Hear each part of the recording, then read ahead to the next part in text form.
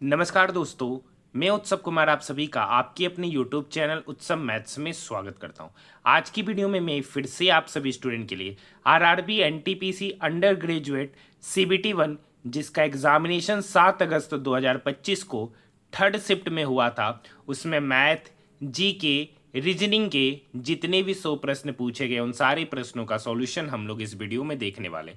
आज हमारा RRB NTPC graduate level का आज हम लोग ग्रेजुएट नहीं, अंडर ग्रेजुएट लेवल का आज हम लोग तीसरा सेट का सॉल्यूशन देखने जा रहे हैं। जो अभी तक प्रीवियस 2 सेटों का सॉल्यूशन नहीं देखी, अर्थात 7 अगस्त 2025 का फर्स्ट शिफ्ट और सेकंड शिफ्ट का सॉल्यूशन नहीं देखे, तो जाकर देख सकते, प्लेलिस्ट बना दिया गया है और उस प्लेलिस्ट का लिंक इस वीडियो के डिस्क्रिप्शन में भी डाल दिया गया है।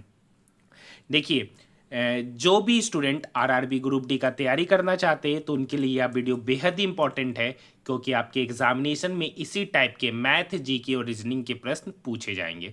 तो आप लोग इसे अच्छे से देखिएगा, धीरे धीरे सारे प्रश्नों का सॉल्यूशन डिटेल में देखेंगे। सबसे पहले हम लोग जीके का सॉल्यूशन देखेंगे, उसके बाद हम लोग उसके बाद हम लोग मैथ का, और उसके बाद हम लोग रीजनिंग के प्रश्नों का सॉल्यूशन देखेंगे। वैसे स्टूडेंट जिनका 7 अगस्त 2025 को थर्ड शिफ्ट में अगर एग्जामिनेशन दिए है तो आपके इस सेट में कितने मार्क्स बन रहे हैं तो कमेंट सेक्शन में कमेंट भी जरूर कीजिएगा। अगर आपको कंपाइल पीडीएफ चाहिए तो आप हमारे टेलीग्राम ग्रुप में जुड़ जाइएगा, वहां पे पीडीएफ कंपाइल अपलोड किया जा चुका है हिंदी और इंग्लिश वर्जन में।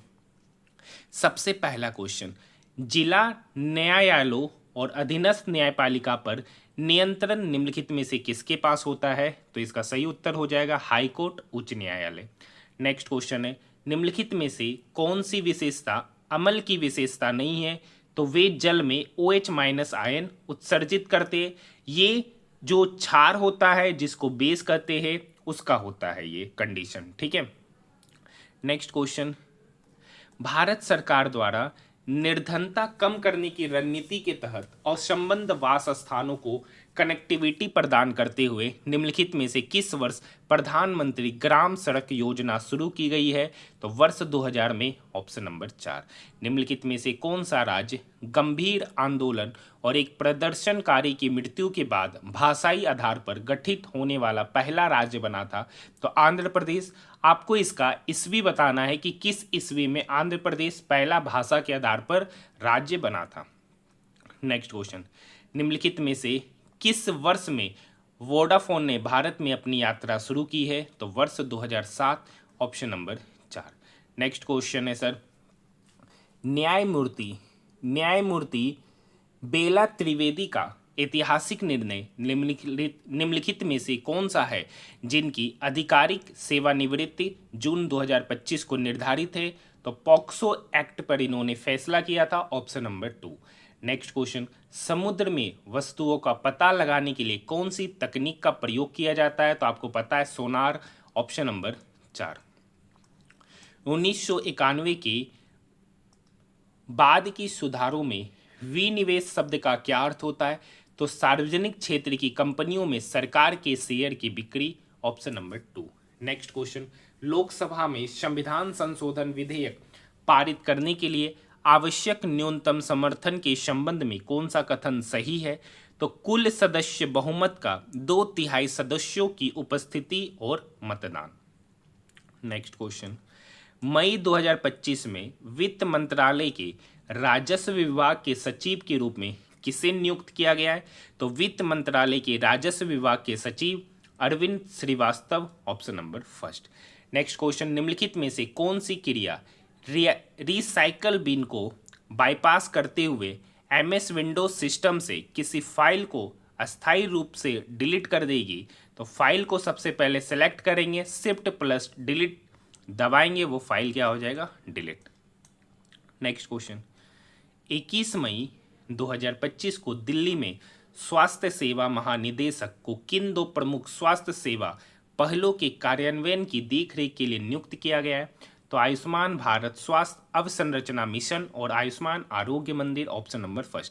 आप यहाँ पर देख सकते हैं कि मैक्सिमम जो क्वेश्चन है वो करेंट के ही है, और नहीं तो जीके का एकदम हाई लेवल का क्वेश्चन है जो मैक्सिमम स्टूडेंट से नहीं बनेगा। आप कितना भी डिटेल में आपको जीके पढ़ने के लिए आपको पूरा का पूरा डिटेल में पढ़ना पड़ेगा, हर एक चीज़ का बेसिक से लेकर हाई लेवल की जानकारी होगा, तभी रेलवे का जो एनटीपीसी ग्रेजुएट लेवल और अंडर ग्रेजुएट में जो जीके का प्रश्न है वो उसी टाइप का है। नेक्स्ट क्वेश्चन है, खतरनाक अपशिष्टों की सीमा पार आवागमन के नियंत्रण और उनके निपटान पर बेसल कन्वेंशन कब अपनाया गया था? तो 1989। नेक्स्ट क्वेश्चन, अगर आपको करंट लगता है तो करंट में भी आपको उनका एक्स्ट्रा में नॉलेज होना चाहिए। निम्न जातियों के साथ भेदभाव के विरुद्ध विशाल आंदोलन का नेतृत्व करने वाले समाज सुधारक नारायण गुरु किस राज्य से थे? तो केरल से थे sir, option number 2।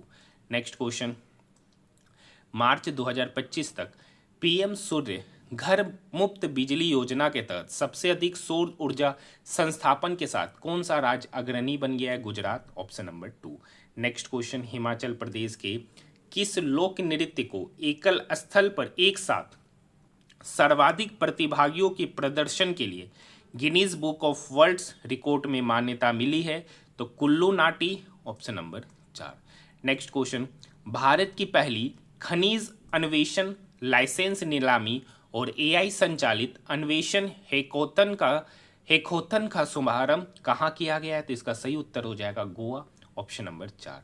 Next question है, भावर क्षेत्र विशाल मैदानों के किस भाग में स्थित है? तो हिमालय के गिरिपाद के आसन्न, ऑप्शन नंबर 1। नेक्स्ट क्वेश्चन, भारतीय प्रथा के अनुसार निम्नलिखित में से कौन सा केंद्रीय मंत्री परिषद में मंत्री पदों का सही अवरोही क्रम है? अवरोही मतलब डिक्रीजिंग। तो सबसे पहले कैबिनेट मंत्री, फिर राज्य मंत्री, फिर उप मंत्री, ऑप्शन नंबर 3। नेक्स्ट क्वेश्चन, निम्नलिखित में से किस वर्ष सूचना का अधिकार अधिनियम आरटीआई एक्ट 2005, ऑप्शन नंबर 1। नीचे दिए गए समूह में हाइड्रोजन किस समूह से? तो आपको पता है ग्रुप 1 पीरियड 1, ऑप्शन नंबर 3। समूह पूछा है तो ऑप्शन नंबर 3। नेक्स्ट क्वेश्चन, पार्थियनों की उत्पत्ति निम्नलिखित में से किस देश से हुई थी? तो इसका सही उत्तर हो जाएगा Iran, option number 4। Next question, Kopili जल विद्युत परियोजना किस भारतीय राज्य में स्थित है? तो इसका सही उत्तर असम, ऑप्शन नंबर 4। देखिए करंट कैसा है। अप्रैल 2025 में आर्थिक मामलों की कैबिनेट समिति ने हाइब्रिड एन्युटी मोड के अंतर्गत NH06 पर किन 2 राज्यों को जोड़ने वाले ग्रीनफील्ड हाई स्पीड कॉरिडोर के विकास को मंजूरी दिया है? तो मेघालय और Assam, option number 2। Task manager open करने के लिए विंडोज ऑपरेटिंग सिस्टम में किस कुंजी संयोजन का उपयोग किया जाता है?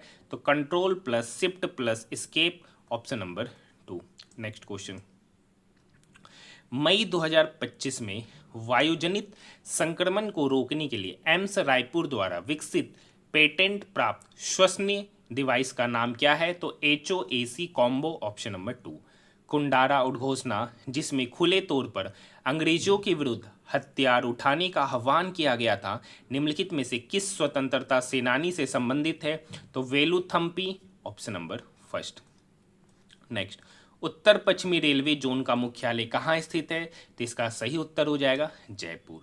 नेक्स्ट क्वेश्चन, भारतीय संविधान के संस्थागत ढांचे पर किस ब्रिटिश कानून का बड़ा प्रभाव था? तो भारत सरकार अधिनियम 1935, ऑप्शन नंबर 3। नेक्स्ट क्वेश्चन, जनवरी 2025 में प्रकाशित विश्व आर्थिक मंच की 2025 ग्लोबल रिस्क रिपोर्ट में किस मुद्दे को शीर्ष तत्कालिक वैश्विक खतरे के रूप में उजागर किया गया है? तो राज्य आधारित सशस्त्र संघर्ष, ऑप्शन नंबर 1। नेक्स्ट क्वेश्चन, 2025 में असमर्थता समावेशन में उत्कृष्टता के लिए उद्घाटन CII पुरस्कार में किस कंपनी को चैंपियन कंपनी पुरस्कार मिला है? तो विप्रो लिमिटेड, ऑप्शन नंबर 4। भौगोलिक दृष्टि से भूटान 4 क्षेत्रों में विभाजित है, निम्नलिखित में से कौन सा उन प्रभागों का नाम नहीं है? तो सही उत्तर हो जाएगा उत्तरी।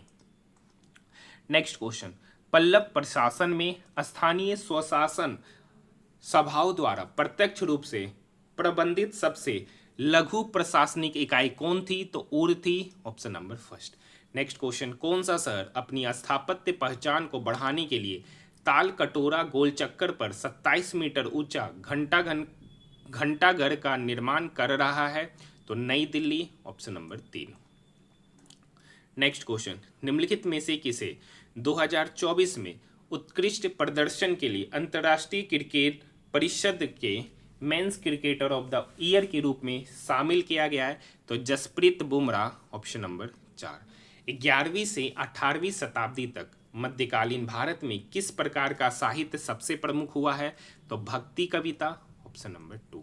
नेक्स्ट क्वेश्चन, PLFS वार्षिक रिपोर्ट जुलाई 2023 से जून 2024 के अनुसार किस भारतीय राज्य ने 2025 में पूर्ण साक्षरता हासिल करने वाला पहला राज्य बनकर इतिहास रच दिया है? तो Mizoram, option number 1। Next question, निम्नलिखित में से कौन सा त्यौहार 13 और 14 मार्च 2025 को मनाया गया?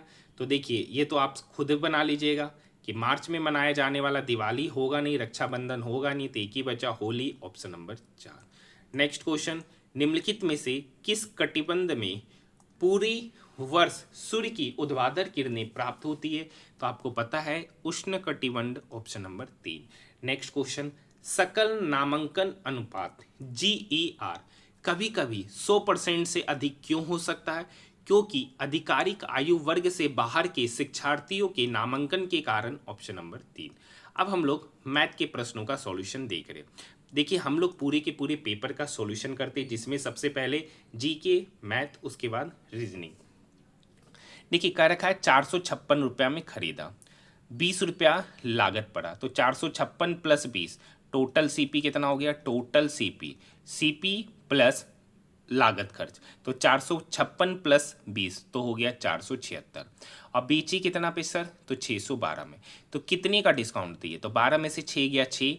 अब यहाँ पर हो गया 10, 10 में से 7 गया 3, यहाँ हो गया 5, 5 में से 4 गया 1, 136 का डिस्काउंट दिए। कितने पर? 476 पर। तो 100 पर कितना? हाँ या ना? अब देखिए, ये किससे लगेगा? 68 से। ये 68 दूनी 136 और ये 68 से कटेगा 7 बार में, क्योंकि आपको पता है 68 सत्ती कितना होता है? तो 68 56 का 6, बाकी 5 7 42, 5 47, तो 2/7 गुना 100। तो 2 गुना 100 मतलब 200/7% इसका उत्तर हो जाएगा। इसी रूप में अब देखिए, यहाँ पर लाभ होगा कि यानी देखिए 476 का चीज़ 612 में बेचे, मतलब 136 का लाभ, मतलब profit, option number 4। Next question, एक समबाहु त्रिभुज की प्रत्येक भुजा की माप 13 है, तो इसका परिमाप? अच्छा, बिल्कुल आसान सा क्वेश्चन पूछ दिया। समबाहु त्रिभुज का परिमाप होता है 3 गुना भुजा, परिमाप होता है 3 गुना भुजा, और 3 गुना भुजा कितना है? 13, तो 3 गुना 13 हो गया sir 39 cm, option number 4। Next question है, एक शर्ट का अंकित मूल्य 900 है, इसे 10% छूट पर बेचा तो SP, तो SP क्या होता है सर? MP कितना है? 900। इस पर कितने का डिस्काउंट दिया? 10%। MP पे 10% का डिस्काउंट दिया, तो बेची कितना पे सर? 90% पर, मतलब 900 का 90%, और 90% का फ्रैक्शन वैल्यू 9/10। ये जीरो से ये जीरो क्या हो गया? कट गया। 90 गुना 9 मतलब 810 रुपया उस वस्तु का SP, option number 4। Next question number 4। आप देखिए, यहाँ पर पढ़ रहा है A का 4 गुना, ऐसे मुझे डायरेक्ट बोलिएगा तो आपको बता ही चुके एक बार, और पहला शिफ्ट में भी ये क्वेश्चन पूछा गया है। C का 3 गुना, ये सभी आपस में बराबर है, तो ये मान लिए थे कि ये किसके बराबर है? K के। तो इतना लंबा चौड़ा प्रोसेस अपनाएंगे नहीं, तो यहाँ से 4A बराबर 9B बराबर 3C, तो यहाँ से हम लोग बात करेंगे कि ABC का रेशियो क्या हो जाएगा? तो ABC का रेशियो हो गया 1/4:1/9:1/3। अब 4 9 3 का एलसीएम होगा 36, तो 1/4 में 36 गुना करिए तो ए हो गया 9। 1/9 में 36 गुना करेंगे तो 9 चौक 36 मतलब 4, और 1/3 में 36 गुना करेंगे तो यहाँ पर हो गया 12, मतलब ABC का रेशियो हो गया 9:4:12। आपसे पूछा ए का हिस्सा मतलब 9 यूनिट का वैल्यू आपसे पूछा जा रहा। अब देखिए, इस टाइप के क्वेश्चन को बनाने के लिए हम लोग कर का ए का हिस्सा, तो ए कितना यूनिट है सर? 9 यूनिट, मतलब 9 का कोई मल्टीपल ही आंसर होगा। 9 का था डिजिटल सम, 9 9 18, 2 और 1 3, क्या ये नंबर 9 से डिवाइड होगा? नहीं, तो ये ए का हिस्सा है नहीं। यहाँ देखिए 5 2 7 8 9, 9 खत्म 2, क्या 2 9 से डिवाइड होगा? नहीं, ये भी ऑप्शन खत्म। यहाँ देखिए 9 खत्म 2 और 1 3, डिजिटल सम 3, 9 से डिवाइड होगा नहीं, ये ऑप्शन खत्म, यही एक ऑप्शन हो गया। देखिए 9 खत्म, 8 8 16, 16 2 18, 18 हो गया डिजिटल सम। क्या 18 9 से डिवाइड है? हाँ, तो यही इसका सही उत्तर होगा। बिना कुछ बनाए इस क्वेश्चन को हम लोग क्या कर लेंगे, चेक। बाकी दूसरा तरीका क्या है, कर रखा है सर इतना में बांटा गया, तो इसका सम कितना होगा, 12 4 16, 16 9 25 यूनिट। अब 25 यूनिट का वैल्यू यहाँ पर दे रखा 58,300, कितना है 58,300। तो आपसे 9 यूनिट, ये 25 इस 100 को काटेगा 4 बार में, 583 गुना 4, तो 4 तिया 12। देखिए ये 583 गुना 100 लिखेंगे और ये 25 100 को 4 बार में, तो ये 583 4 के साथ गुना, 4 तिया 12, 8 चौक 32 और एक 33 का 3 बाकी 3, 5 चौक 20, 3 23। अब 23 32 को, ये तो हो गया सर 1 यूनिट का, और ये कितना है 9 यूनिट, तो इसको 9 से क्या करेंगे, गुना, तो 9 दूनी 18, यूनिट डिजिट पे 8, एक ही ऑप्शन, ऑप्शन नंबर 4। ऐसे भी आप बना सकते हैं। कर रखा है वह सबसे छोटी संख्या ज्ञात कीजिए जिसे 4519 में जोड़ने पर प्राप्त योगफल 30 से पूर्णतः विभाज्य होगा, हाँ या ना। तो यहाँ पर देखिए 4519 है, कर रखा 4519 में क्या जोड़े कि वो संख्या किससे विभाज्य हो जाए, 30। अब देखिए 30 से कौन विभाज्य होगा, जो संख्या 3 से भी विभाज्य हो जाए और 10 से भी। अब देखिए 10 से डिविजिबिलिटी का नियम क्या कहता है कि उसका यूनिट डिजिट 0 होना चाहिए। तो मतलब क्या रखा 4519 में क्या जोड़े, 4519 में क्या जोड़े कि उसका यूनिट डिजिट 0 बन जाए। तो बताइए 9 में क्या जोड़े कि यूनिट डिजिट 0 बन जाए, तो 1। तो मतलब एक ऐसा आंसर होगा जिसका यूनिट डिजिट 1, एक ही ऑप्शन है, ऑप्शन नंबर 4। नेक्स्ट क्वेश्चन की ओर हम लोग बढ़ रहे, क्वेश्चन नंबर 6 का रखा दिया गया। देखिए ये हर एक रेलवे का मैक्सिमम एग्जाम में ये क्वेश्चन पूछा गया, 4 पे पावर समथिंग बराबर x, 4 पे पावर समथिंग बराबर y, तो x पे पावर z बराबर y पे पावर 8। x यहाँ पर कितना है सर, तो x यहाँ पर है 4 पे पावर 0.72। अब उसका पावर करना है z बराबर y कितना है सर, तो 4 पे पावर 0.86, सॉरी 0.86, अब उस पे पावर है 8। अब आपको एक बात पता होगा a to the power m to the whole power n, तो ये बराबर हो जाता है a to the power m into n, मतलब पावर आपस में मल्टीप्लाई। तो यहाँ पर हो जाएगा 4, 0.72 इंटू जेड, मतलब हो जाएगा 0.72 जेड इज इक्वल टू, यहाँ पे 4 है, ये है, तो यहाँ पर हो जाएगा 0.86 इंटू 8। अब जब बेस सेम है तो पावर क्या हो जाता है, सेम, यानी 0.72 into z is equal to 0.86 into 8। पहले डेसिमल से डेसिमल यहीं पे खत्म कर दिए, 8 छक 48 का 8, बाकी 4, 8 8 64 और 4 68, ये डेसिमल खत्म कर दिए। अब देखिएगा सर, अगर आप अच्छे से ध्यान दीजिएगा, या फिर से देखिए कैलकुलेशन हम लोग बढ़ा लिए, इसको हम थोड़ी ना गुना करेंगे, यहाँ पे डेसिमल हटा दिए, यहाँ पर हो गया 86 इंटू 8। अब देखिए ये 8 इस 72 को काटेगा 9 बार में, 9 गुना, अब देखिए डेसिमल हट चुका है यहीं पर, 9 इंटू जेड बराबर 86, तो यहाँ से जेड बराबर हो जाएगा 86/9। तो यहाँ पर देखिए 9 नमा 81, 5, 9 पंचे 45, 5 0, फिर 9 पंचे 45, मतलब 9.55 के समथिंग होगा, और 9.55 के समथिंग एक ही ऑप्शन है, ऑप्शन नंबर 4। नेक्स्ट क्वेश्चन, एक संख्या में 70% का वृद्धि किया गया, तो सबसे पहले समझिए 70% का फ्रैक्शन वैल्यू हो गया 7/10, वृद्धि किया मतलब 10 का चीज कितना हो गया 17, 10 का चीज कितना हो गया 17। अब वृद्धि करके हो कितना गया 39/10, मतलब 17 यूनिट का वैल्यू हो गया 39/10। तो 1 यूनिट का वैल्यू 17 दूनी 34, 5, 17 तिया 51, 1 यूनिट का वैल्यू 230। वह संख्या पूछ रहा है तो वह संख्या 10 यूनिट है, 1 यूनिट का वैल्यू 230, तो 10 यूनिट का वैल्यू होगा 230 गुना 10, 2300, option number 2। Next question, question number 8 पूछा जा रहा है एवरेज, क्वेश्चन पूछा जा रहा है एवरेज पूछा जा रहा है इस डाटा का, total sum divided by total data, 9 5 14, 14 6 20, 20 9 29 का 9 बाकी 2, 4 2 6, 6 4 10, 10 3 13, 7 20, 5 25, ये total sum divided by total data 5 है, तो 259/5, 25 25, 5 एकम 5, 4 5 8 40, मतलब 51.8 kg, option number 2। Next question, एक व्यक्ति 72 km पर आवर की चाल से कानपुर से लखनऊ जाता है, उसी मार्ग से 90 km पर आवर की चाल से वापस आता है, तो उसका एवरेज स्पीड पूछा जा रहा है। क्या पूछा जा रहा है sir, average speed. Average speed क्या होता है सर, होता है टोटल डिस्टेंस बटे total time total day, sorry यहाँ पर ये तो होगा नहीं, यहाँ पर इसका डायरेक्ट फॉर्मूला लगाएंगे 2xy बटे x प्लस वाई, क्योंकि यहाँ पे डिस्टेंस पता ही नहीं है ना ही टाइम पता है। तो यहाँ पर 2 x कितना है सर 72, तो y को मान लिए 90 divided by x plus y मतलब 72 प्लस 90 तो हो जाएगा 162। बस कुछ नहीं, ये इसको काटेगा 81 बार में। अब देखिए 9 अट्ठी 72, 9 नमा 81, ये 9 इस 90 को 10 बार में, 10 गुना 8 80, इसका एवरेज स्पीड ऑप्शन नंबर 3। देखिए ये भी क्वेश्चन ऑलरेडी मैंने करा चुका हूँ। एक जिले की जनसंख्या 3,51,000 जिसमें से पुरुष 1,64,000 है, 14% जनसंख्या साक्षर है, 14% पुरुष साक्षर है, तो महिलाएं कितना, ये अगर दोनों सेम है तो महिलाएं भी 14% ही होगा। बाकी तरीका क्या है बनाने का, आइए देखते हैं। ऐसे इसको डायरेक्ट देखिए, सबसे पहले 30 खत्म ही कर देते हैं। मान लेते एक जिले की टोटल जनसंख्या 351, ठीक है 351, उसमें से मेल कितना हो गया 164, तो फीमेल कितना होगा, तो 351 में 164 घटाएंगे तो 11 में से 4 गया 7, 14 में से 6 गया 8, 2 में से 1 गया 1, मतलब 187 फीमेल है।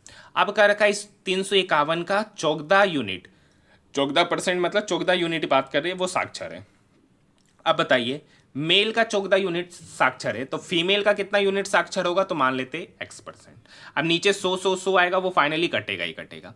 अब ये वाला टर्म देखिए इक्वल के उधर जाएगा, ये वाला टर्म इक्वल के उधर जाएगा, तो 351 गुना 14 माइनस 164 गुना 14, ये बराबर हो जाएगा 187 गुना x। ये देखिए मैंने बना दिया ओरली। अब इसका प्रोसेस क्या होता है वो दिखा रहे हैं। तो देखिए दोनों में 14 कॉमन है, तो अंदर क्या हो जाएगा 351 माइनस 164, तो जब 300 अंदर बच गया लिख देते 351 माइनस 164, ये बराबर हो गया 187x। अब बताइए 351 में 164 घटाएंगे तो कितना होगा 187, और इधर कितना बचा 14, और ये बराबर है 187 इंटू एक्स के। तो ये 187 कट जाएगा, फाइनली वही 14 आएगा, तो ऑप्शन नंबर फर्स्ट। जब यहाँ पर ओवरऑल दे रखा है जनसंख्या साक्षरता, पुरुष का भी वही है तो महिला का भी वही निकलेगा। ओरल प्रश्न है, इसमें घुमा फिरा के किसी और का पूछते रहेगा, कहेगा महिला 14 पुरुष 14, तो ओवरऑल जनसंख्या का साक्षर प्रतिशत तो वो भी 14 ही हो जाएगा, हाँ या ना। नेक्स्ट क्वेश्चन देखिए, ABC का यहाँ पर दे रखा है ABC।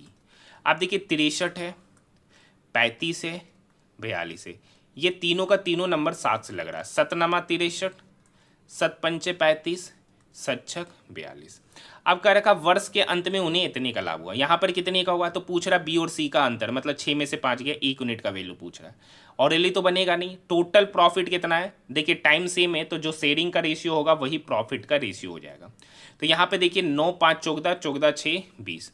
अब ये 20 यूनिट का ही वैल्यू यहाँ पर दे रखा है सर, कितना 5120, 5120, तो 0 से 0 गया, तो 1 यूनिट का वैल्यू कितना, ये 2 उधर डिवाइड करेगा, 2 दूनी 4, 1 2 पंचे 10, 1 2 6 12, तो 1 यूनिट का वैल्यू कितना हो गया 256। कर रखा बी और सी के बीच अंतर, कितना है बी और सी के बीच का अंतर 1 यूनिट, 1 यूनिट का वैल्यू 256, ऑप्शन नंबर 2।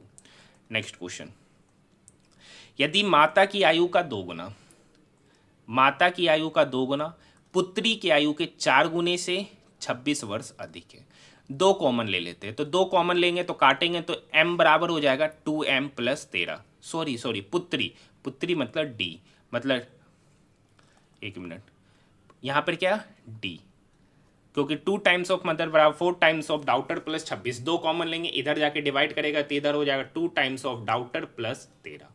आगे दूसरा कहानी, पुत्री की आयु का 3 गुना, पुत्री की आयु का 3 गुना मतलब 3d बराबर माता मतलब मदर की आयु से 2 वर्ष कम।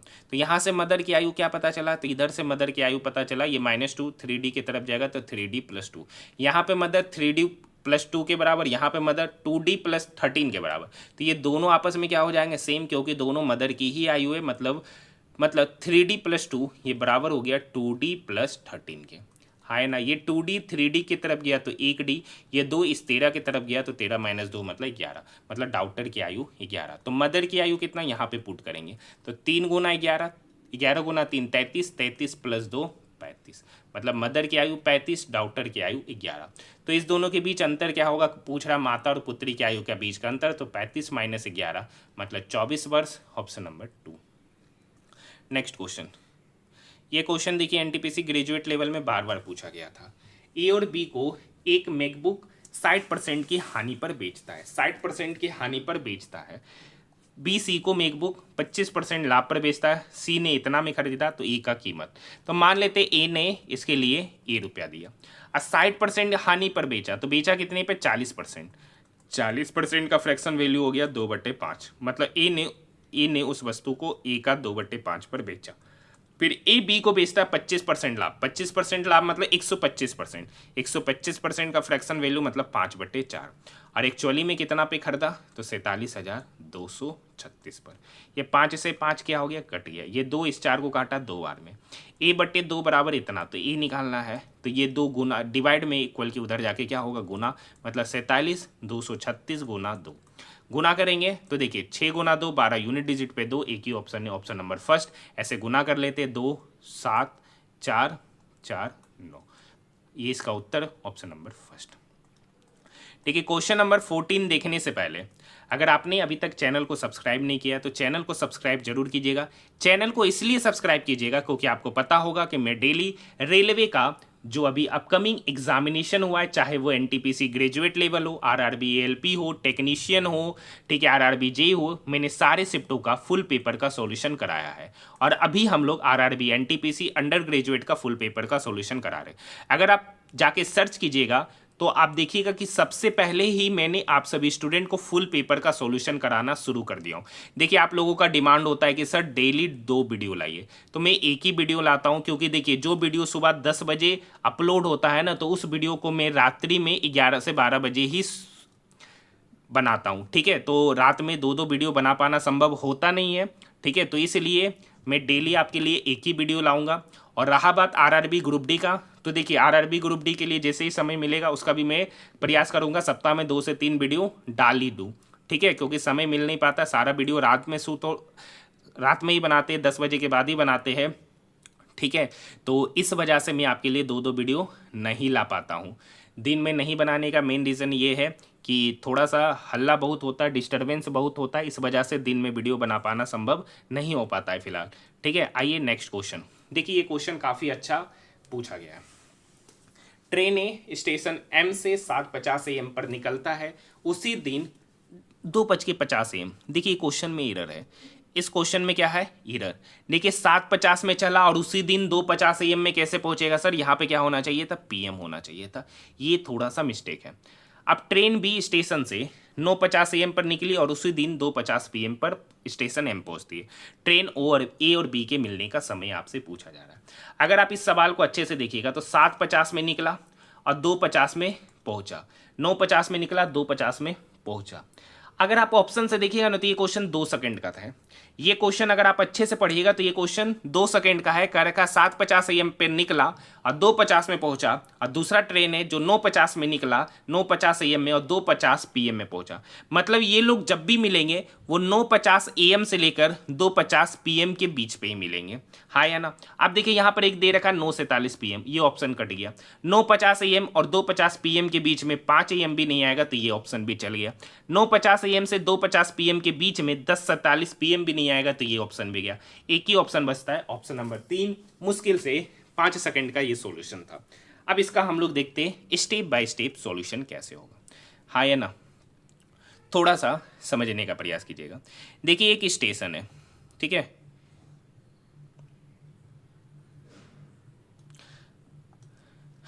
ये स्टेशन M है और ये स्टेशन N है। M से ट्रेन A चलता है 7:50 AM पर, 7:50 AM पे चलता है और 2:50 PM पर पहुंचता है, हाँ या ना। दूसरा ट्रेन है, ये ट्रेन इधर से इधर गया। दूसरा ट्रेन है जो N से जा रहा है, N से इधर गया, और ये ट्रेन इधर से इधर गया। इधर से वो चलता है 9:50 AM में, इधर से चलता है वो 9:50 AM में और पहुंचा 2:50 PM में। तो देखिए जब वो इधर से इधर गया, जब वो इधर से इधर गया A, इसका नाम है A, और दूसरा ट्रेन उसका नाम है B। जब ट्रेन A M से N जाता है तो 7:50 में निकला, 2:50 PM में पहुंचा, तो समय कितना लगा, 7 5 12, 12 2 7, मतलब 12 2 2, 7 घंटा टोटल समय लगा। मतलब A को समय लगा 7 घंटा का। तो बी को कितना लगा, 9:50 में निकला, 2:50 में पहुंचा, 9 3 12 और 12 2 मतलब टोटल 5 घंटा। मतलब ए और बी के बीच टाइम का रेशियो हो गया 7:5। मतलब उन दोनों के ट्रेन का पहुंचने का जो टाइम का रेशियो है वो 7:5 है। ये किसका रेशियो है, टाइम का। तो स्पीड का रेशियो क्या होगा, देखिए टाइम और स्पीड में इनवर्स का रिलेशन होता है, तो स्पीड का रेशियो हो जाएगा 5:7। अब 5 और 7 का एलसीएम होता है 35। तो यहाँ पर हम लोग क्या करेंगे, इस टोटल डिस्टेंस को मान लिए 35, यूनिट मानना है यूनिट मान लीजिए, किलोमीटर मानना है किलोमीटर मान लीजिए। मान लेते हैं कि इस दोनों के बीच का डिस्टेंस है 35 किलोमीटर। अगर 35 किलोमीटर नहीं मानना है तो आप इसे यूनिट ही मान लीजिए, हाँ या ना। तो मान लेते हैं कि दोनों के बीच का डिस्टेंस है 35 यूनिट। अब आगे की कहानी क्रिएट करना है। आगे की कहानी क्या कर रखा है सर, अब देखिए 35 यूनिट किस स्पीड से गया, 5 की स्पीड से। तो 35 यूनिट 5 की स्पीड से गया तो 7 यूनिट समय लगा, और स्पीड की बात करेंगे तो ये 5 यूनिट है। अब एक बात समझिएगा, ठीक है, एक बात समझिएगा, पहला ट्रेन है 7:50 में चला, दूसरा ट्रेन 9:50 में चला। तो पहले उसके चलाने वाले टाइम को सेम कर लेते, तो पहले इसको 2 घंटा चला देते। तो 7:50 से पहले 9:50 तक इसको चला दिए, तो टोटल कितना घंटा चला, 2 घंटा। 1 घंटा में पहला वाला ट्रेन कितना स्पीड से जाता है, तो 5 स्पीड से। तो 2 घंटा में कितना यूनिट डिस्टेंस करेगा, तो अगर 1 घंटा में 5 यूनिट गया तो 2 घंटा में जाएगा 10 यूनिट, 2 घंटा में जाएगा 10 यूनिट। टोटल कितना है सर, टोटल है 35 यूनिट, टोटल डिस्टेंस है 35 यूनिट। उस 35 में से 10 यूनिट गया यहां से यहां, तो बचा कितना, 35 माइनस 10, बचा कितना, 35 माइनस 10 मतलब 25 यूनिट। अब इस 25 यूनिट पर यहां पर ए के लिए भी टाइम है 9:50, और बी जो यहां से शुरू हो रहा है उसके लिए भी टाइम है 9:50। अब ए इधर से इधर गया और बी इधर से इधर आया, तो इस वाले समय पर क्या हो गया, मिल गया। तो यहां पर आपसे टाइम पूछा जा रहा है कि कितने समय बाद वो मिलेंगे। तो टोटल कितना दोनों मिलकर चला, 25। किस स्पीड से चला, तो एक 5 की स्पीड से और एक 7 की स्पीड से। तो दोनों की स्पीड का योग कितना हो गया, 5 7 12, मतलब 25/12 घंटा। 25/12 घंटा, तो ये इसको काटेगा, तो 25/12, तो 12 दूनी 24, तो 2 + 1/12, 2 + 1/12। अब ये तो घंटा, ये आवर है, तो इसको मिनट में कन्वर्ट करने के लिए 60 से डिवाइड मल्टीप्लाई, तो 12 पंचे 60, मतलब कितना समय लगा, 2 घंटा प्लस, ये तो मिनट में हो गया, 2 घंटा प्लस 5 मिनट का समय लगेगा जब वो मीटिंग करेंगे। शुरू कब किया, 9:50 में, 9:50 से 2 घंटा 5 मिनट बाद, 2 घंटा 5 मिनट बाद। तो 9:50 में शुरू हुआ, तो 9:50 से 2 घंटा बाद 11:50, 5 मिनट जोड़ेंगे तो 11:55 AM। ऑप्शन नंबर 3, हाँ या ना। एक बेहतरीन क्वेश्चन था, लाजवाब क्वेश्चन था। किससे किससे बना, क्वेश्चन नंबर कमेंट जरूर कीजिएगा। क्वेश्चन नंबर 14 किससे किससे बना, कमेंट सेक्शन में कमेंट जरूर कीजिए। देखिए नेक्स्ट क्वेश्चन है, चलिए आज का होमवर्क है। देखिए प्रीवियस क्वेश्चन का सही सही जवाब किस किस व्यक्ति ने दिया। देखिए निखिल गुप्ता जी कानपुर वाले, ये शुरू से ही ग्रेजुएट लेवल में भी इन्होंने सारे प्रश्नों को, सारे सेटों का अच्छे से सॉल्यूशन भी किया था और शुरू से दिखते भी थे। एक निखिल गुप्ता जी है, एक सौवेंद्र कुमार है, जिन्होंने प्रीवियस मतलब इसके पहले वाले सेट का सही सही सॉल्यूशन दिया है, जो मैं आप सभी स्टूडेंट को होमवर्क देता हूं। ये क्वेश्चन नंबर 15 आसान क्वेश्चन है, ये क्वेश्चन नंबर 15 आसान क्वेश्चन है, इसीलिए मैं आपको दे रहा हूं क्योंकि इस टाइप के क्वेश्चन पहले भी पूछे जा चुके हैं, ऑलरेडी मैंने मल्टीपल्स टाइम कराया है। तो चलिए आज का सवाल आप लोगों के लिए मैथ का क्वेश्चन नंबर 15, रीजनिंग के भी 1-2 क्वेश्चन आपको देते हैं, आपको पता है मैथ के भी देंगे और रीजनिंग के भी देंगे। तो क्वेश्चन नंबर 15 का सवाल का जवाब जरूर दीजिएगा कमेंट सेक्शन में, हाँ या ना। नेक्स्ट क्वेश्चन की ओर बढ़ रहे हैं। देखिए संख्या ये किससे विभाजित, तो ये एक संख्या ओड नंबर है, तो ओड नंबर क्या कभी इवन का टेबल में आएगा, तो ये दोनों तो खत्म। अब देखिए 5 से कौन सा नंबर लगेगा जिसका यूनिट डिजिट पे 0 या 5 होना चाहिए, लेकिन यहाँ पे यूनिट डिजिट पर 9 है, तो ये भी ऑप्शन खत्म। एक ही ऑप्शन बता, ऑप्शन नंबर 4। नेक्स्ट क्वेश्चन देखिए, फिर से आ गया टाइम एंड डिस्टेंस, नहीं time and work. A 2 station के बीच रेलवे ट्रैक को 19 दिनों में बिछाता है, बी उसे ही 16 दिनों में पूरा करता है। सी की सहायता से ए प्लस बी उस कार्य को 5 दिन में करते हैं। तो 19, 16, 5 का हमको क्या करना है, एलसीएम लेना है। 19, 16, 5 का हमको क्या लेंगे, एलसीएम। तो एलसीएम लेना थोड़ा सा, देखिए यहाँ पे 19, 16, 5 का एलसीएम लेने के लिए 16 × 5 = 80 और 19 × 8 = 152, मतलब 20 इसका एलसीएम होगा 19 का टेबल में, तो इसका एलसीएम हो गया 19 गुना 16 गुना 5, 19 गुना 16 गुना 5, 19 का टेबल में, ए 19 दिन में इतना काम किया तो ए का एफिशिएंसी हो जाएगा 16 पंचे 80, हाँ है ना। बी 16 दिन में, बी 16 दिन में किया तो बी का एफिशिएंसी हो गया 19 पंचे 95। ए प्लस बी प्लस सी 5 दिन में इतना किया तो 19 गुना 16, तो 16 नमा 144, 16 नमा 144 बचा 14, 16 एकम 16, 16 प्लस 14 मतलब 30, मतलब ए प्लस बी प्लस सी का एफिशिएंसी का सम 304, बी का एफिशिएंसी 95, ए का एफिशिएंसी 80, तो ए प्लस बी का एफिशिएंसी कितना होगा, तो 80 प्लस 95, 80 90 170 5 175, तो यहाँ से सी का एफिशिएंसी क्या होगा, ए प्लस बी का 175, ए प्लस बी प्लस सी का 304, तो सी का होगा 304 माइनस 175, तो 14 में से 5 गया 9, 9 में से 7 गया 2, 2 में से 1 गया 1, मतलब सी का एफिशिएंसी पता चल गया 129। टोटल काम कितना है सर, 1520। अब इस 1520 काम को सी के द्वारा कराया गया तो सी का एफिशिएंसी है 129, तो कितने दिन में करेगा, तो 1520 बटे 129 दिन में ये कार्य क्या होगा, पूरा। अब देखिए ये कहीं ना कहीं ऑप्शन नंबर तो 1 तो होगा नहीं, क्योंकि ये 1290 से तो ज़्यादा है, मतलब उसके 10 टाइम से ज़्यादा, और ज़्यादा बहुत ज़्यादा नहीं है, 11 टाइम से लगभग है, क्योंकि देखिए 129 गुना 11 करेंगे, ठीक है, लगभग में ही हम लोग जा रहे हैं, तो 9 9 2 11 2 1 3 और 1 4, 1419 के लगभग, और ये देख रहे 1419 से हल्का ज़्यादा है, तो ऑप्शन नंबर 2 ही इसका सही उत्तर हो जाएगा। बाकी देखिए अगर गुना नहीं करना है तो इसका एक और तरीका आपको सिखाते हैं, ठीक है। देखिए इसका यूनिट डिजिट पे क्या है, 0, आपको पता है, देखिए 1 गुना 9, तो 9 गुना 1 9, 9 प्लस 1 क्या हो गया 10, मतलब इसका यूनिट डिजिट पे 0। यहाँ देखिए 9 तिया 27, 7 प्लस 1 8, यूनिट डिजिट पे 8, 9 गुना 0 0, 0 प्लस 1 1, तो इसका यूनिट डिजिट पे 1, तो ये सारा ऑप्शन कट जाएगा, एक ही ऑप्शन बचेगा, ऑप्शन नंबर 2। तो यहाँ पर इतना बड़ा नंबर को डिवाइड करने की कोई आवश्यकता नहीं है। नेक्स्ट क्वेश्चन है, दो धनात्मक संख्याओं का गुणनफल 28 80 है, पहली संख्या दूसरी संख्या का 5 गुनी है, तो दोनों संख्याओं का योग पूछा है। तो मान लेते कि एक संख्या x है तो दूसरा संख्या उसका 5 गुना मतलब 5x। अब इस दोनों का गुणनफल ही दे रखा है यहाँ पर 28 80, हाँ या ना। तो 5x गुना x मतलब 5x स्क्वायर किसके बराबर हो गया, 28 80 के बराबर।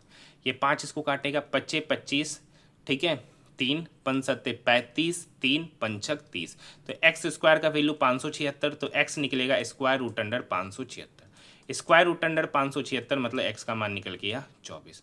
कर रखा दोनों संख्याओं का योग मतलब x प्लस 5x मतलब 6x, x का वैल्यू 24, तो 6x का वैल्यू होगा 24 गुना 6 मतलब 144, option number first. Next question, उस सबसे बड़े वृत्त की परिधि ज्ञात करें, उस सबसे बड़े वृत्त की परिधि ज्ञात करें जो 126 मीटर, ठीक है, जो 126 मीटर और 226 मीटर भुजा वाले एक आयत के अंदर पूर्णतः खींचा जा सकता है। तो इसका लंबाई तो 226 है सर, ये क्वेश्चन बता चुके हैं, और इसका चौड़ाई क्या है 126, हाँ या ना। अच्छा बताइए, ये जो सर्कल का जो डायमीटर होगा ना वो रेक्टेंगल का वृत्त कहलाएगा, वो रेक्टेंगल का क्या कहलाएगा, वृत्त। अब उस सर्कल का क्या पूछ रहा है, डायमीटर, उस सर्कल का परिधि मतलब सरकमफेरेंस, और सरकमफेरेंस होता है पाई डी बोलिए या 2 पाई आर बोलिए, यहाँ पे डी ही दे रखा है जो कि कितना है 126, हाँ है ना। पाई का वैल्यू तो आपको पता है कितना होता है 22/7, और डी चूंकि 2r होता है तो गुना 126, 7 एकम 7 5 7 8 56, 18 गुना 22 जो कि हो जाएगा 396। ऑप्शन की बात करेंगे ऑप्शन नंबर 4।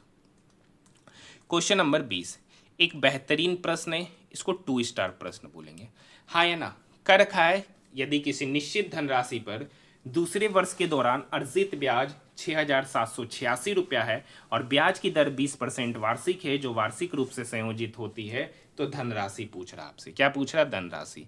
अब देखिए सर 20% का फ्रैक्शन पार्ट होता है 1/5, 2 साल पे बात कर रहा है तो 5 का स्क्वायर हो गया 25, तो 25 यूनिट पर पहला साल ब्याज कितना दिया 25 का 1/5, 25 का 1/5 कितना होगा 5 यूनिट, ये पहला साल। दूसरा साल ब्याज किया दिया तो 25 का 1/5 5, फिर इस 5 का 1/5 करेंगे तो 1।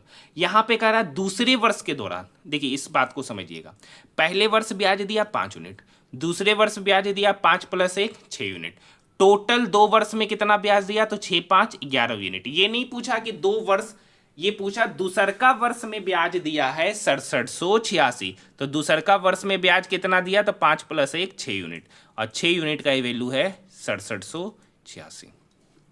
तो 1 यूनिट का वैल्यू 6 × 6 6 × 6 1 6 3 18 6 × 6 1131। तो पूछ रहा है धनराशि, पूछ रहा है धनराशि, तो धनराशि कितना माने 25 यूनिट। 1 यूनिट का वैल्यू 1131, तो 25 यूनिट का वैल्यू होगा 25 × 1131। हाँ है ना, तो 25 एकम 25 का 5, बाकी 2 25 × 75 2 77 का 7, बाकी 7 25 एकम 25 7 32 का 2, बाकी 3 25 एकम 25 3 28 28,275। एक ही ऑप्शन है, option number first. Next question का रखा निम्नलिखित में से कौन सा अनुपात बड़ा है। देखिए 44/74, इसको अगर हम काटेंगे तो ये हो जाएगा 22/2 × 6 37। ठीक है, यहाँ पर काटेंगे तो ये हो जाएगा 11/38। यहाँ काटेंगे तो ये तो यही रहेगा 40/51। अगर यहाँ देखेंगे तो ये हो जाएगा 21 नहीं, ये इसको काट देते हैं 14 बार में, 14 × 42 14 × 25 70। अब अच्छे से ध्यान दीजिएगा, ये 22/37, ये 22/37 मतलब ये लगभग इसका 1.5 गुना से ज़्यादा है, ये इसका 1.5 गुना से ज़्यादा है। यहाँ देखिएगा 11/38 मतलब ये इसका लगभग 3 गुने के बराबर है, क्योंकि ये देखिए ये नीचे आएगा। इस 22/37 को कैसे कर रहे, तो इसको लिख रहे 1/37/22। हाँ है ना, 11/38 को कैसे लिखे 1/38/11। इस तरीके से हम कर रहे हैं। तो 40/51 मतलब ये लगभग होगा 1/1 पॉइंट समथिंग के, और 5/3 तो 5/3 मतलब ये भी होगा लगभग 1 पॉइंट समथिंग के। अब एक बात बताइए, सबसे बड़ा, तो सबसे बड़ा वही होगा जिसका डिनोमिनेटर सबसे छोटा होगा, जिसका डिनोमिनेटर सबसे छोटा। तो यहाँ पे ये सबका डिनोमिनेटर बड़ा, डिनोमिनेटर सबसे छोटा किसका, इसका और इसका, तो इस दोनों का क्रॉस मल्टीप्लिकेशन 5 × 40 मतलब 200, 51 × 3 तो ये 150 के लगभग 153। तो कौन सबसे बड़ा है 40/51, तो 40/51 की तरफ है ऑप्शन नंबर 3। हाँ या ना। नेक्स्ट क्वेश्चन कर रखा, दो संख्याओं का एचसीएफ दे रखा, एलसीएम दे रखा, उन दो संख्याओं का अंतर 30 है। अच्छा, एक देखिए बिल्कुल आसानी से क्वेश्चन बन जाएगा। एक बात समझिए, यहाँ पर एक नंबर है 4 और एक नंबर है 12, तो इस पूछेंगे 4 और 12 का एलसीएम क्या होगा। 4 और 12 का एलसीएम जो भी होगा या तो 12 होगा या तो 12 से ज़्यादा होगा, या तो 12 होगा या तो 12 से ज़्यादा। अब यहाँ पर देखिए दो संख्याओं का एलसीएम 36 है, तो वो दो संख्या या तो वो खुद होगा या तो उससे कम होगा। तो यहाँ पर एक ही ऑप्शन है, उसके बराबर 36। अब बाकी सारा नंबर जो है ना वो आखिरी नंबर से मतलब एक बात आप हमको बताइए, एक संख्या हम ले लेते 18, ठीक है, और एक संख्या ले लेते हम 9, क्या इस दोनों का एलसीएम कभी 3 आएगा? क्या इस दोनों का एलसीएम क्या 18 से कम आएगा? या 18 और 9 का अगर हम एलसीएम बोलेंगे क्या कभी 9 आएगा? नहीं आएगा। मतलब एलसीएम जो भी आएगा वो बड़का वाला नंबर से तो ज़्यादा होगा। और बात करेंगे एलसीएम जो भी होगा, तो यहाँ पर देखिए एलसीएम 36 है, एलसीएम 36 है, तो मतलब इसका जो मैक्सिमम नंबर होगा वो 36 होगा या 36 से छोटा होगा। तो ये सारा ऑप्शन तो ऐसे ही छट जाएगा, एक ही ऑप्शन बचेगा, ऑप्शन नंबर फर्स्ट। दूसरा तरीका देखिए 6 और 36 का, देखिए डिफरेंस यहाँ पर सबका 30 है। दूसरा है 6 और 36 का एचसीएफ 6 होता है और एलसीएम 36 होता है। हाँ या ना, तो यही इसका सही उत्तर हो जाएगा। नेक्स्ट क्वेश्चन देखिए, यहाँ पर ये इसको डिवाइड किया, तो डिवाइड है तो ये 15 ऊपर जाएगा, तो 50 पे पावर -13 डिवाइडेड बाय 50 पे पावर 15। तो आपको एक फॉर्मूला याद आ रहा होगा, ए पे पावर m बटे ए पे पावर n, तो पावर आपस में क्या हो जाता, घट जाता, मतलब ए पे पावर m - n मतलब -13 -15। अब इसके साथ गुना है तो ये क्या होगा, ऐड होगा, तो ये पावर सारा का सारा ऐड हो जाएगा माइनस में, तो -39। ऑप्शन की बात करेंगे ऑप्शन नंबर 3, बिल्कुल आसान है, आप आसानी से कर सकते हैं। क्वेश्चन नंबर 24 एक अच्छा क्वेश्चन है, इसको कराने का प्रयास करते हैं, समझने का प्रयास कीजिएगा। इसी लेनिया को ले लेते हैं।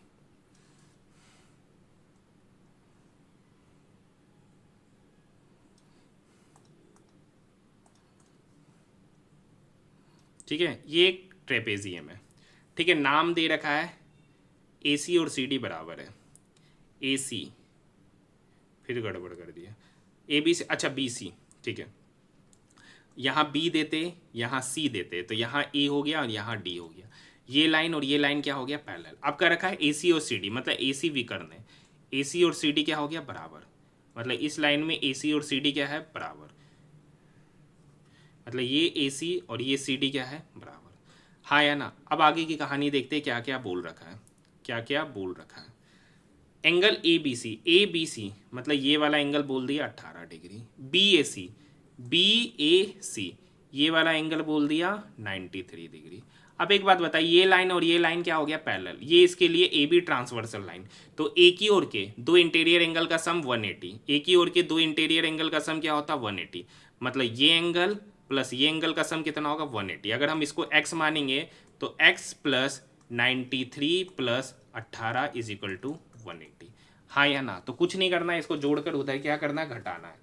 तो यहाँ पर अगर आप 93 प्लस 18 को जोड़िएगा, 93 प्लस 18 को जोड़िएगा तो कितना हो जाएगा, बिल्कुल आसान सा क्वेश्चन है। तो 93 प्लस जब हम 18 को जोड़ेंगे तो 8 3 11 9 10 और 1 11, 111 ये जब 180 की तरफ जाकर माइनस होगा तो 180 में 111 घटाएंगे तो हो जाएगा 69 डिग्री, मतलब x हो गया 69, मतलब ये वाला एंगल वह पता चल गया 69। अब बताइए ये और ये बराबर है तो इसके सामने एंगल ये, तो इसके सामने एंगल ये, मतलब ये 69 होगा तो ये भी कितना हो जाएगा सर, नहीं, यहाँ पर एंगल बराबर है ये, ठीक है। तो ये 69 है तो ये भी कितना हो जाएगा 69, क्योंकि x कितना निकला 69, x कितना निकला 69, हाँ या ना। अब पूछ रहा है ए सी डी मतलब ये वाला एंगल, ये 69 ये 69, तो ये कितना, तो 69 प्लस 69, 70 दूनी 140, 140 में से 2 घटाए तो 138, ये 138 आपको 180 में क्या कर देना, घटा देना है। तो 180 में 38 घटाएगा तो कितना निकल के आएगा 42 डिग्री, कितना निकल के आएगा 42 डिग्री। यही इस क्वेश्चन का क्या हो जाएगा, सही उत्तर हो जाएगा, सही उत्तर हो जाएगा। यहाँ तक बात समझ में आई। आइए नेक्स्ट क्वेश्चन की ओर बढ़ते, इसका सही उत्तर option number 2। Next question,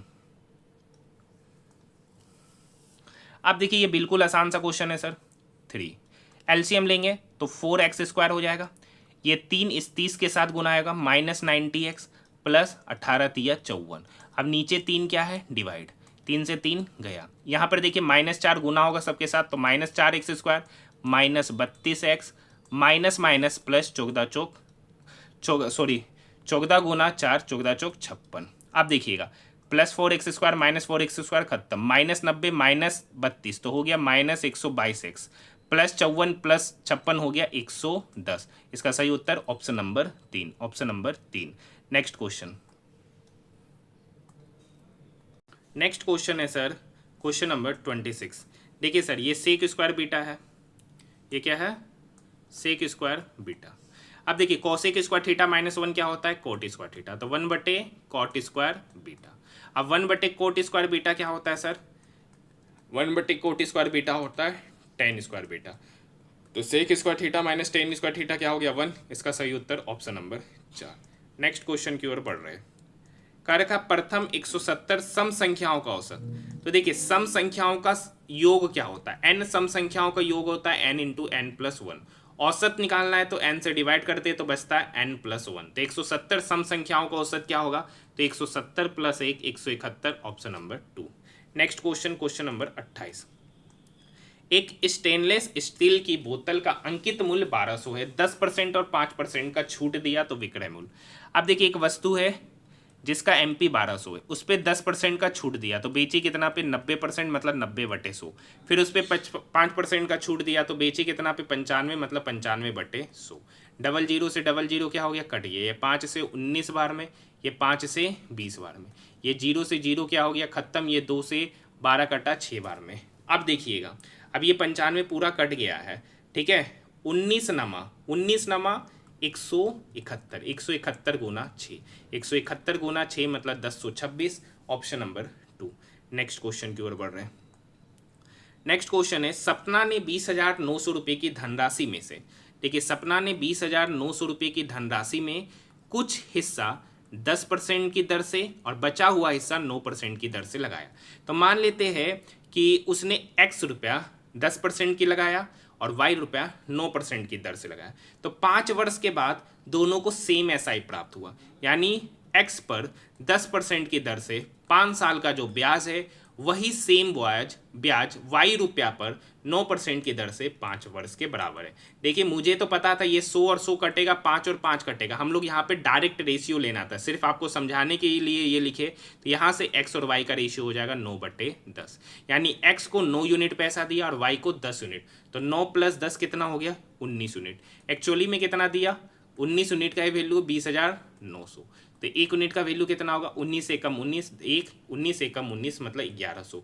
1 unit का वैल्यू 1100 पूछ रहा है 10% वाला, तो 10% का हिस्सा x को दिया, तो x कितना है 9 यूनिट। 1 यूनिट का वैल्यू 1100, तो 9 यूनिट का वैल्यू होगा 1100 गुना 9, 9900, ऑप्शन नंबर 2। देखिए आज हम लोग काफ़ी डिटेल में धीरे धीरे मैंने सारे प्रश्नों का सॉल्यूशन कराया। ऐसे में काफ़ी स्पीड में कराता था, तो आप लोग कहते थे धीरे धीरे कराने। कर रखा ये किससे विभाज्य, तो देखिए सर ये ऑड है, 2 से विभाज्य नहीं, हो ही नहीं सकता। अब देखिए 11 से, तो 11 से 5 में पहले 5 से चेक कर लेते हैं। तो देखिए 5 से तो लगेगा, 15 से लगेगा, 3 से चेक करना है। 4 2 6, 6 5 11, 11 6 17, 17 क्या 3 से लगता है, 3 से नहीं लगता है, तो 15 से लगेगा नहीं, बचा 5 से तो ही लगेगा, क्योंकि इसका यूनिट डिजिट पे क्या है 0 और 5, यूनिट डिजिट पे 0 और 5 है, तो ये संख्या 5 से ही लगेगा। ऑप्शन नंबर 3, किसी से चेक करने की आवश्यकता ही नहीं था। नेक्स्ट प्रश्न हम लोग देखने जा रहे हैं रीजनिंग के।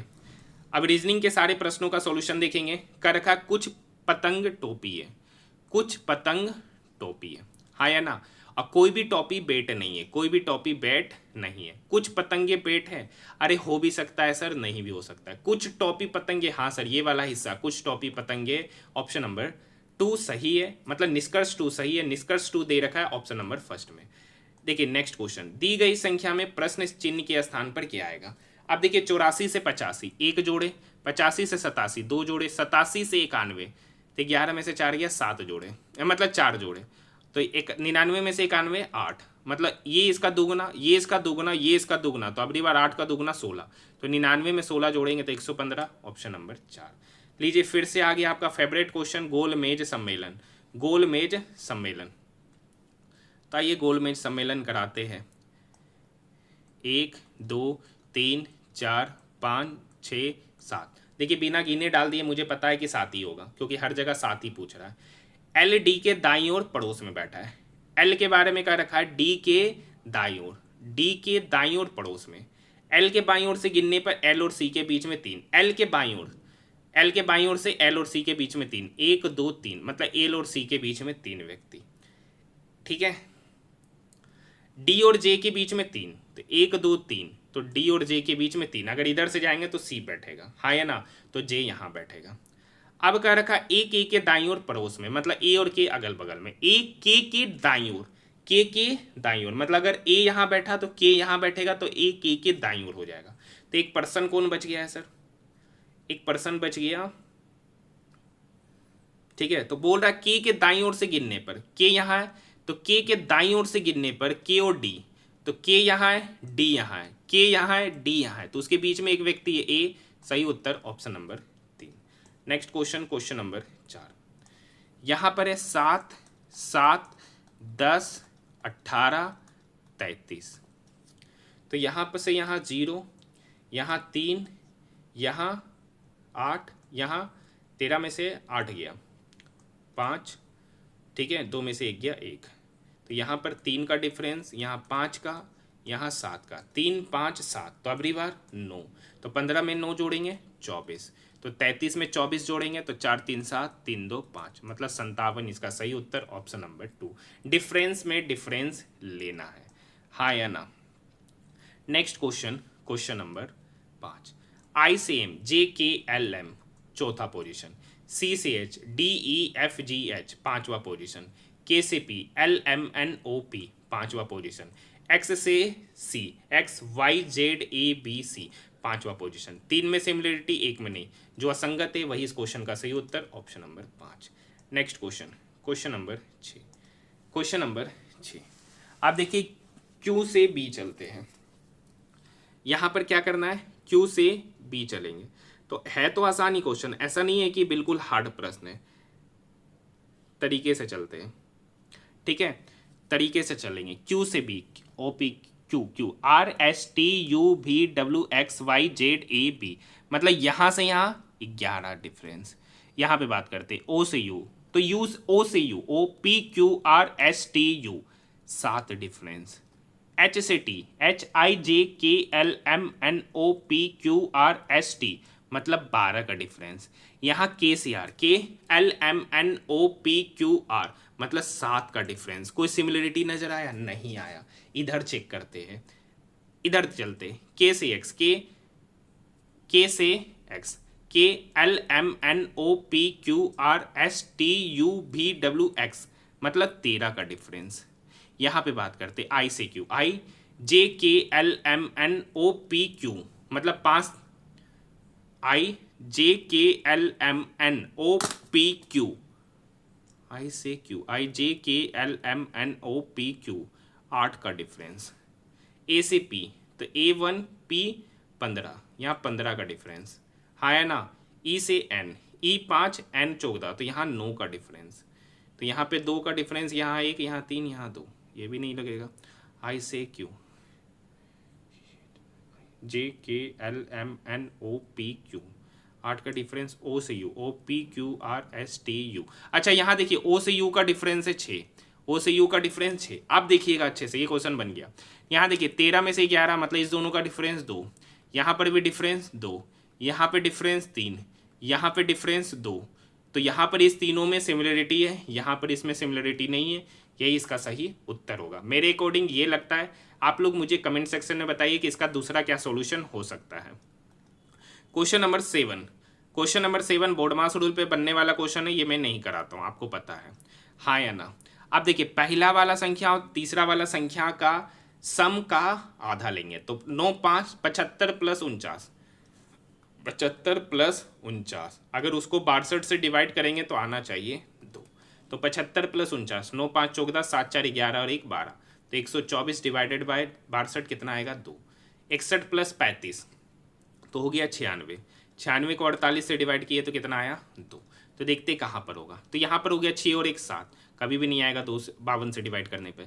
6 2 8, अरे ये दोनों का सम 8 है, डिवाइड करने पर आ सकता है। 6 2 8, 9 6 15, 158 को 79 से डिवाइड करेंगे तो आएगा कितना 2। तो यही ऑप्शन सही हो जाएगा, option number 2। Next question, Amit अपनी कक्षा में ऊपर से 34वां नीचे से 45वां, उस कक्षा में कुल कितने विद्यार्थी हैं। तो इस टाइप के क्वेश्चन का मैंने बार बार सॉल्यूशन और कंसेप्ट बता चुका हूं। अब डायरेक्ट बनाने का तरीका है, ऊपर से 34वां नीचे से 45वां, इस दोनों को जोड़ के 1 घटा दीजिए। तो 45 में से 1 गया 44, 44 plus 4 48, 48 plus 3 78, option number first. Next question का रखा सभी मीटर कंपास है, सभी मीटर कंपास है, और सभी कंपास क्या है सर, स्केल। कुछ स्केल कंपास है, बिल्कुल सही, कुछ स्केल कंपास है। सभी मीटर स्केल है, हाँ सर सभी का सभी मीटर स्केल है। निष्कर्ष 1 और 2 दोनों, ऑप्शन नंबर 3। नेक्स्ट क्वेश्चन की ओर, फिर वही सेम क्वेश्चन, नुसरत अपनी कक्षा में नीचे से 12वां ऊपर से 21वां, तो क्या करेंगे सर, इस दोनों को जोड़कर 1 घटाएंगे। तो पहले ही घटा देते तो 21 में से 1 गया 20, 20 plus 12 32, option number 4। Next question 12, 86 में 2 जोड़ेंगे तो 88, 88 में 4 जोड़े 92, 92 में 8 जोड़े 100, 100 में 16 जोड़े 116। तो देखिए ये 2 का दुगना है 4, 4 का दुगना 8, 8 का दुगना 16, तो 16 का दुगना होगा 32, तो 116 में अपनी बार जोड़ेंगे 32, हो जाएगा 148, ऑप्शन नंबर 2। नेक्स्ट क्वेश्चन है क्वेश्चन नंबर 13। अब देखिए आर के बाद यू, एस टी यू तीसरा पोजीशन, आई के बाद एल, जे के एल तीसरा, सी के बाद डी ई एफ मतलब एफ, ये दोनों ऑप्शन खत्म, हाँ या ना। अब देखिए 27 में 5 जोड़ेंगे 32, 9 में 5 जोड़ेंगे 14, तो 13 में 5 जोड़ेंगे 18, तो जे वाला एफ के बाद 18 एक ही ऑप्शन है, option number 3। Next question, question number 14। अब यहाँ से आखिरी से ही हम चलते हैं, आपको पता है मैं शुरू से ही सारे प्रश्न को आखिरी से चल रहा, समय भी कम लगता है।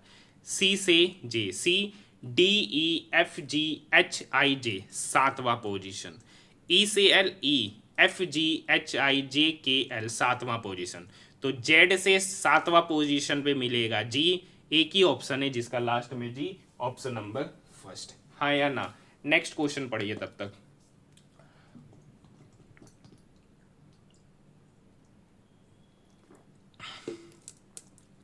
नेक्स्ट क्वेश्चन का रखा है प्रत्येक ओड में 3 जोड़े, प्रत्येक इवन में 1 घटाए, तो इस प्रकार बनी संख्या में सबसे बड़ा और छोटे अंक के बीच का अंतर।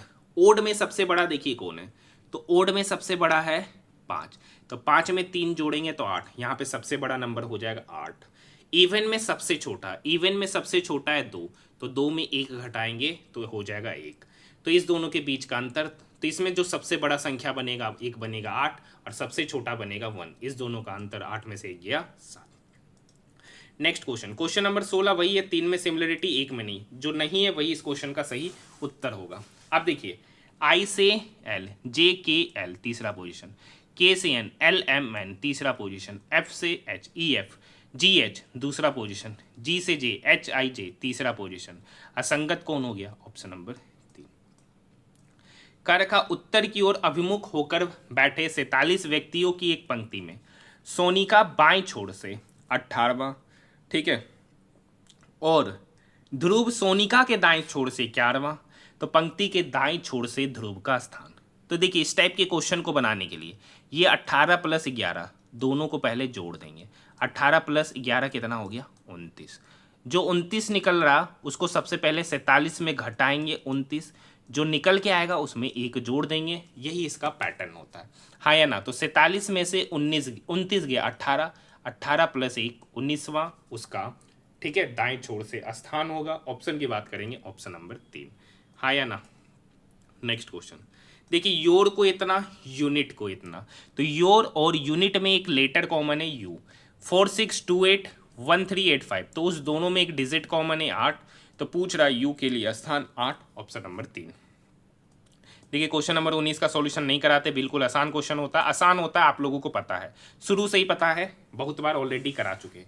ऐसे कितने प्रश्न हैं जिनमें से प्रतीक के पहले एक संख्या का रखा, सॉरी, ऐसे कितने प्रतीक हैं जिनके पहले एक संख्या और बाद में प्रतीक, मतलब 2 प्रतीक के पहले संख्या, 2 प्रतीक के पहले संख्या। देखिए कि यहाँ पे 2 प्रतीक के पहले संख्या, फिर यहाँ देखिए 2 प्रतीक के पहले संख्या, और कहाँ पे? यहाँ देखिए 2 प्रतीक के पहले संख्या, और कहीं नहीं, टोटल 3, ऑप्शन नंबर 3। बहुत आसान रीजनिंग है, बहुत ही आसान।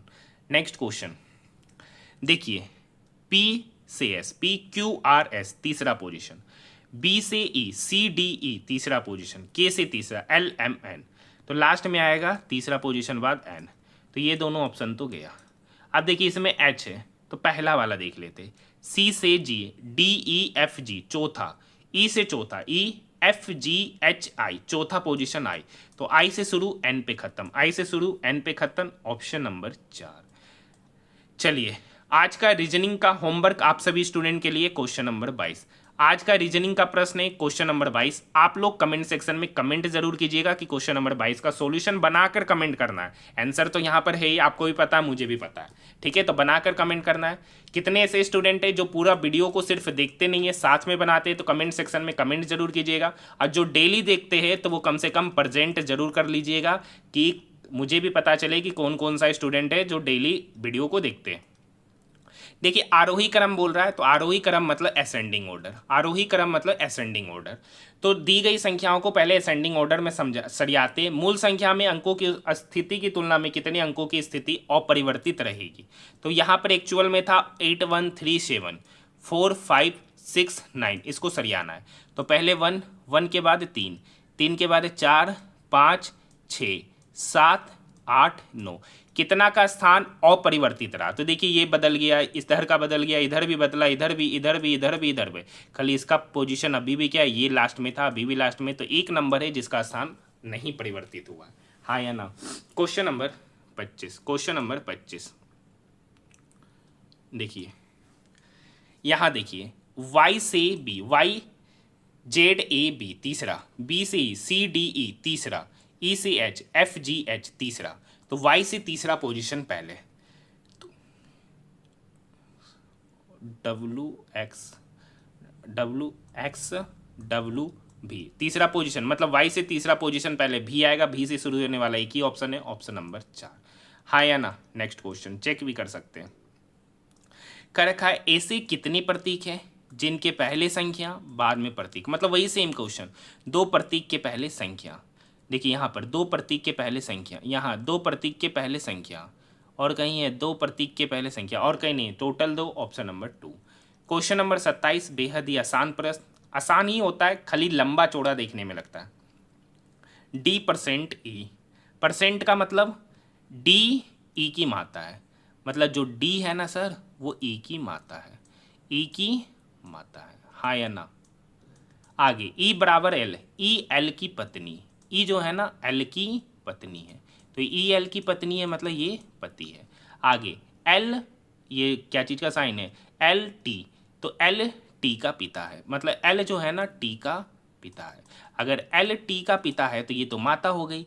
अब टी हैशटैग ए, हैशटैग मतलब भाई है, मतलब टी जो है ना ए का भाई है, टी जो है ना ए का भाई है। अब समझिएगा ये दोनों आपस में भाई, ठीक है, ये बहाने की क्या है नहीं पता, ये पत्नी, ये इनके पिता और ये इनकी पत्नी, तो ये इनकी क्या कहलाएगी, माता, ये इनकी माता, डी का ए के साथ संबंध, तो माता और ये इनकी माता, तो माता की माता, ऑप्शन नंबर 2, माता की माता तो क्या कहलाएगी, नानी जी।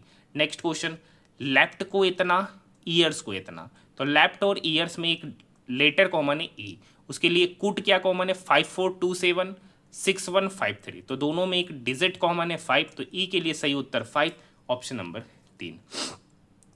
नेक्स्ट क्वेश्चन देखिए, टाउन बी टाउन ए के दक्षिण में, आपको पता है दक्षिण इधर होता है, नॉर्थ ऊपर होता है, ठीक है, ईस्ट इधर हो जाएगा और वेस्ट इधर हो जाएगा, हाँ या ना। कर रखा टाउन बी ए के दक्षिण में है, थोड़ा इसको नीचे बना लेते, टाउन बी जो है ना ए के दक्षिण में है, हाँ या ना। टाउन सी ए के पश्चिम में, टाउन सी जो है ना ए के पश्चिम में टाउन सी है, पश्चिम इधर है। टाउन डी सी के पश्चिम में, टाउन डी सी के मतलब टाउन डी जो है ना सी के भी पश्चिम में मतलब इधर है। आगे टाउन ई डी के उत्तर में, टाउन ई जो है ना डी का उत्तर में मतलब डी के उत्तर में टाउन ई, और टाउन एफ के दक्षिण में, टाउन ई डी के उत्तर में है और एफ के दक्षिण मतलब एफ यहाँ पर है तो टाउन ई एफ के दक्षिण में है, यही बन जाएगा एफ के दक्षिण, क्योंकि ऊपर में वर्ड लिखा है नहीं तो फिर से मिटा के हमको पूरा काम करना पड़ेगा।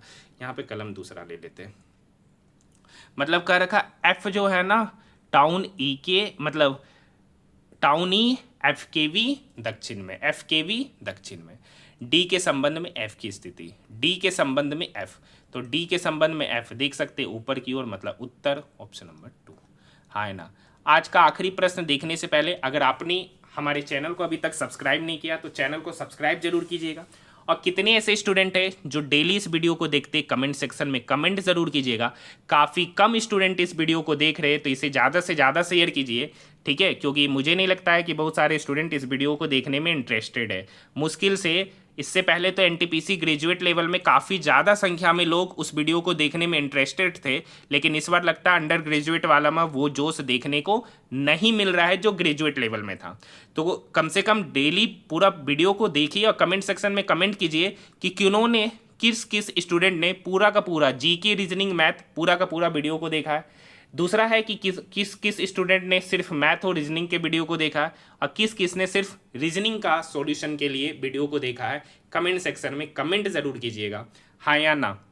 बाकी पीडीएफ चाहिए तो टेलीग्राम ग्रुप में ऐड हो जाएगा। वीडियो में कोई भी कमी नज़र आती है तो उसके बारे में कमेंट सेक्शन में कमेंट करके आप मुझे बता सकते हैं ताकि मैं उसे सुधारने का प्रयास करूँगा। नेक्स्ट क्वेश्चन है, सी में डी छोड़े दूसरा पोजीशन ई के बाद एफ छोड़ जी के बाद एच छोड़ आई, तो आई के बाद आता है जे को छोड़ना है उसके बाद आता है के, ये दोनों ऑप्शन खत्म। अब देखिए यहाँ पे, हाँ, ओ के बाद पी छोड़ क्यू के बाद आर छोड़ एस के बाद टी छोड़ यू, तो यू के बाद आता है भी को छोड़ना उसके बाद डब्ल्यू, तो के बाद डब्ल्यू। नेक्स्ट सही उत्तर हो जाएगा ऑप्शन नंबर 4। तो आज हमारा 7 अगस्त थर्ड शिफ्ट का भी पेपर यहीं पर समाप्त होता है और अभी तक हमने RRB NTPC under graduate level का टोटल 3 सेट का सॉल्यूशन कर लिया है। मिलते हैं नेक्स्ट वीडियो में।